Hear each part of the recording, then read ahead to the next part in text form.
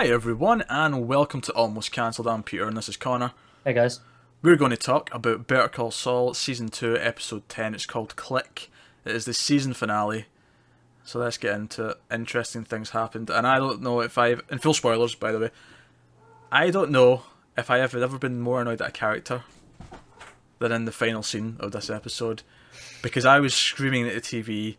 He's just trying to get you to say it. It's so obvious. Don't fucking say it. I know. Saul, don't say it. And as soon as they started trying to get him to say it, I'm like, he was getting a tape recorder. That was what that scene in the garage was. Yeah. Garage for the Americans. That's what that scene was. He was getting a tape recorder. This is like, I know where this is going. Just don't do it. Just don't do it. And not only did they put us through all that, when I think it's meant to be quite clear what's going on, even before it's revealed, they use that as the cliffhanger. And it's like, oh my god, I hate you so much. Such bastards. I mean, I love it. Like, it's well done, but I hate you so much. Vince, you asshole. Yeah. That pretty much sums up this episode. Actually, I have to say, yeah, the episode as a whole is a lot about... Because even the Mike stuff ends with a note, the mysterious note saying don't, which I'm pretty sure is Gus. It's got to be, right? Yeah, it just makes sense that it's Gus, but... Because the only reason is because Mike has to be working for Gus within a few years. Yeah. Like, to a pretty consistent level and fairly trusted level. It makes sense as well that maybe Gus is paying attention and he sees how good Mike is, how he's handled situations and things like that. And that's why he's going to make him an offer he can't refuse. Yeah. Speaking of Mike, that scene, I have never held my breath so much while watching a TV show. See, every time, maybe because I watch a lot of horror movies, but every time he kept like panning with the scope, I kept thinking something was going to be right there. I did too, but I couldn't breathe. I was like, this is a guy we know isn't dead. Like, we know he can't kill him with this shot. Well, that's because it's... Well, I was thinking maybe he puts him in the wheelchair. Maybe it's not an old age thing. Yeah. I thought it was too. I thought, because I think up to now I assumed it was a stroke. Yeah. Which I still do, obviously. But I thought, at one point, I thought he was going to shoot through Nacho and it was just going to clip him in the spine, and that's what was going to put him in the wheelchair. Yeah. I was like, shit, where's this going? Like, I didn't know what was going to happen. I was thinking that. So, congrats on that scene for multiple things. One, it was severely tense, even though we know Mike can't get hurt. At least not severely.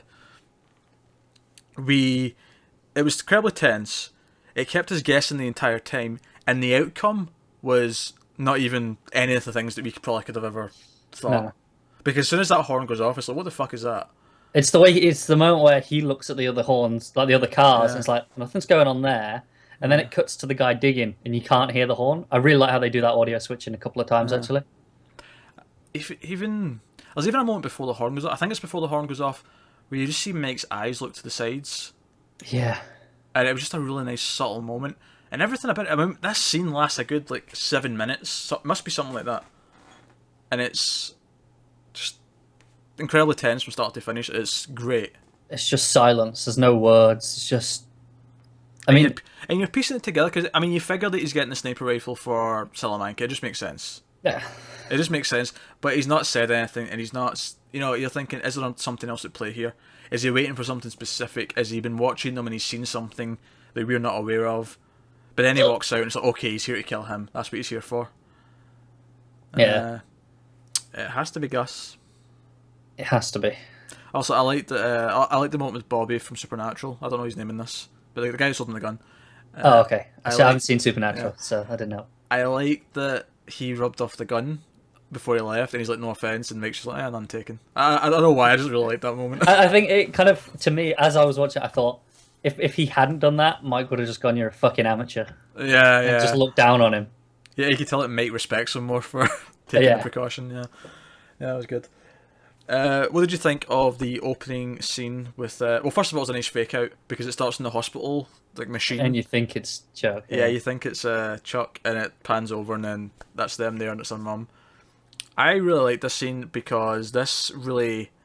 It brought back... Because we spoke earlier in the season how Chuck resents Saul, and he's jealous of Saul. Not because of what he's doing, but because people like him, and because he's memorable to people, and because he's a spirit that they want him to be around. And his mother saying out Jimmy's name multiple times before croaking, even though he clearly said, it's me, Chuck. Yeah, and it's got to be rough being the eldest as well, and being overlooked like that.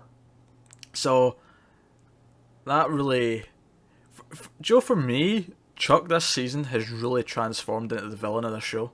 Yeah, definitely. He is the antagonist because Jimmy, or Saul, whatever you want to call him, he, throughout this entire season, has shown that even though Chuck keeps fucking him over, he will ultimately do the best he can to help him. Because right at the start of this episode, we were debating last week, does he go in? Does he go in and possibly incriminate himself? And he does. Yeah. Right away. And I actually really like that moment with the guy who helps Chuck, Ernie, yeah. I like how he like covers for Saul, and he's just like he's been out to get you for some reason, and you're my friend. Like, he also had one of my favourite lines of the episode where he leaves and he just goes, I should have stayed in the mailroom. yeah, that was good. But I like that because it again brings back that whole thing with Chuck, is that people like Jimmy. Yeah. He's likeable in, even though he does a lot of shady stuff legally, he is a good guy. Everything we've seen in this show says that he's a good person to those he cares about.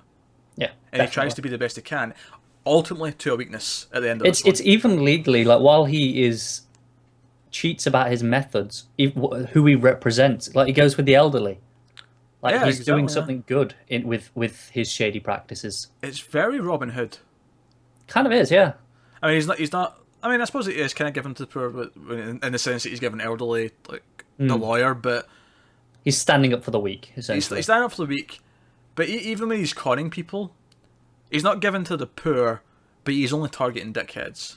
Yeah, I get the impression that if Saul ever ran into a rich person who was actually really nice, he probably wouldn't screw them over. Yeah, probably wouldn't. So even though Saul is shady in a lot of ways, he is a good person, and you feel that in this episode. Because and there's so many moments in this episode when he could have done one little thing to go against that, but he refused to commit Chuck. He even hesitates before grounding himself, before going in, and he almost doesn't do it, but he does it at the last second. Yeah, he just has to do it. He still does it. Because as much as we say it's in Saul's nature to do this, that, and the other thing, it doesn't actually matter, in the sense that it's also in his nature to be good to the people he cares about, and he keeps doing it, and he keeps showing that he's dependable there. Yeah, and this is why Chuck's the villain, because he can't, like, when the mum says Jimmy's name, he doesn't tell him. No, that's evil. He can't bring himself to do something good for him when it didn't benefit him in some way. So as much as the final kind of didn't do exactly what we thought it would do, it did different things, and it was kind of a cock tease for next season, it did actually kind of perfectly wrap up the arcs of almost everyone this season. The only one I'd say got a little bit of The Shaft. weak one, yeah, is what's her name? Kim? Yeah. I feel like she didn't get the Shaft so much as that her arc just ended last episode. Perhaps. Because she sort of because over the season she's accepted who Jimmy is, and that she's willing to be with him, but it has to have this sort of divide with the law firm. And even that scene in the bed last week when she's like, she sort of gives him the hints, without saying it directly. Like, she's kind of accepted who she is and who she's with. And I feel like that's kind of her been our arc. So I feel like she's there in this episode as a capacity to help Jimmy, and that's about it. Yeah, that's fair enough. And I actually really like that moment with the commercial comes on TV. Looks good. It did look good. For the amateur hour that was going on, it looked good.